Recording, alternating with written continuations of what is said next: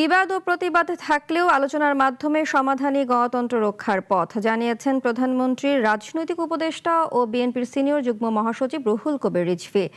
জাতীয়তাবাদী মুক্তিযুদ্ধের প্রজন্মের নবগঠিত কেন্দ্রীয় কমিটির পক্ষ থেকে শহীদ প্রেসিডেন্ট জিয়াউর রহমান ও সাবেক প্রধানমন্ত্রী বেগম খালেদা জিয়ার সমাধিতে শ্রদ্ধা নিবেদন শেষে সাংবাদিকদের এসব কথা বলেন তিনি বলেন, ত্যাগের বিনিময়ে অর্জিত বাংলাদেশকে ভুলিয়ে দেওয়া যাবে না।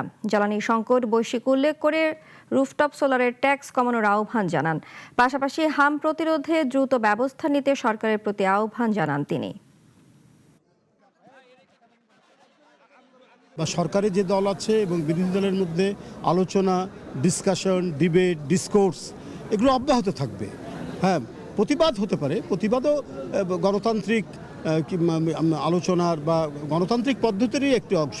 সে প্রতিবাদ করতে পারে, কিন্তু এর সাথে আলোচনাও থাকতে হতে পারে এবং আলোচনার মধ্যে দিয়েই বিভিন্ন ধরনের যে বিতর্কগুলো, সেই বিতর্কের অবসান হওয়া সম্ভব।